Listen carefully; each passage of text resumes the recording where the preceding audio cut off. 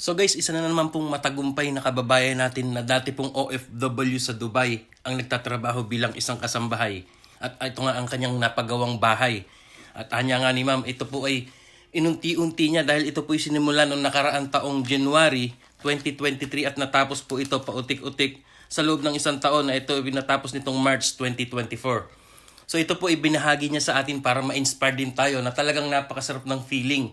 Lalo-lalo na isang OFW na makapagpagawa tayo ng ating pinapangarap na bahay.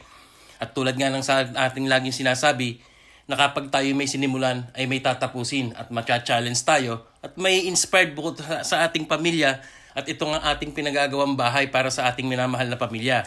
Kagaya nga ni ma'am, ito po paunti-unti ang dating pangarap lamang niyang bahay noon at dahil sa kanyang pagsusumikap, ito po at naisakatuparan na ngayon.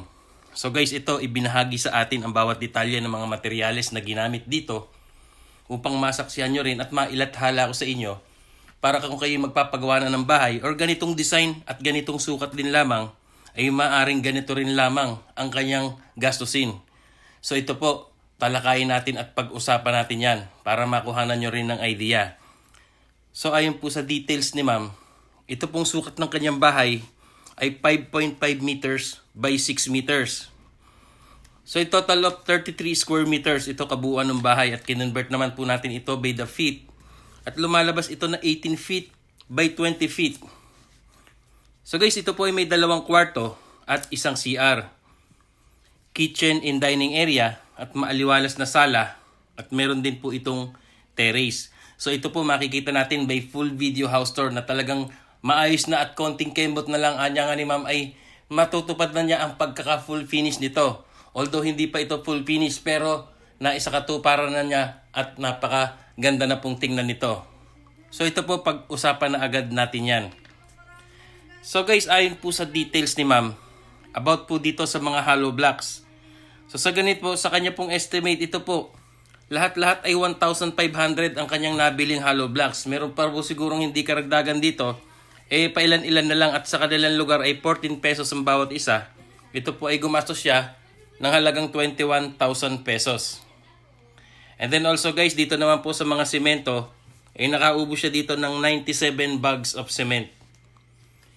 So guys, sa mga bakal po ay 2 po ang kanyang ginamit. Ito po ay 10mm at 9mm.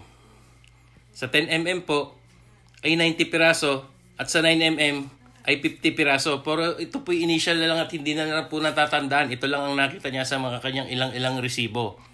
And then guys, about naman po sa mga buhangin.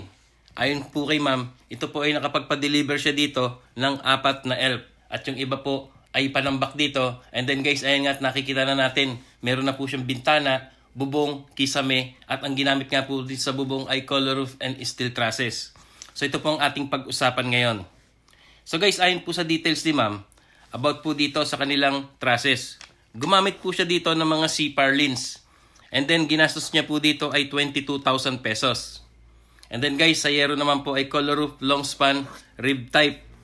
At lahat po ito ay 28,000 pesos. Kaya po kabuuan, estimate po na gastos niya ma'am, sa kanyang bubong ay 50,000 pesos.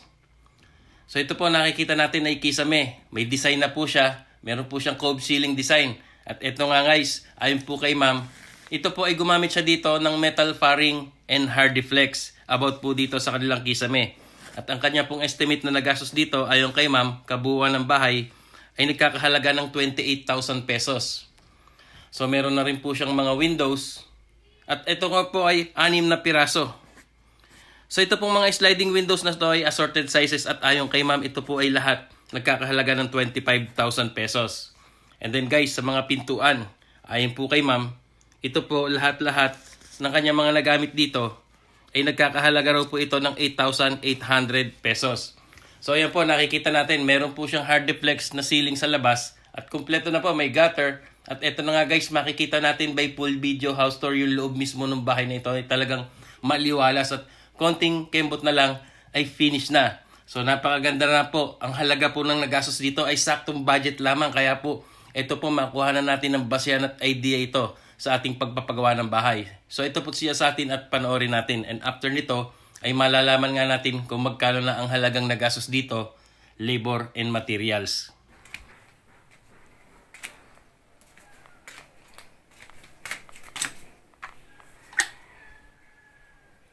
po yung sa sala. Ito po yung sala ko, sir.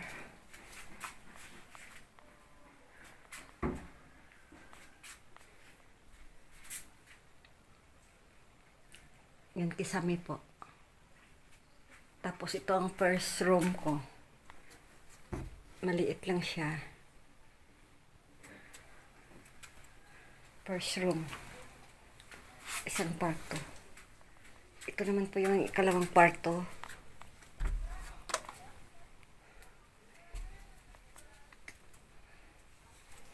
Maliit lang po siya, sir. Puno po ng mga bagahe ko po, sir. Oh. Dito nistakan ko rin. Yan, first, second room po ito. Dito naman po, sir, yung kusina ko. Kusina. Dito po ako nagluluto. Pero ngayon malinis po yan kasi alis na po kami. Bahay bakasyonan po namin ito. Hindi po kami nakatira dito. Ito po yung kubita namin.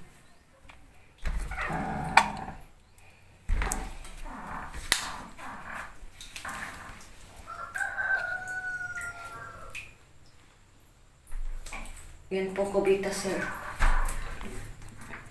Kubita.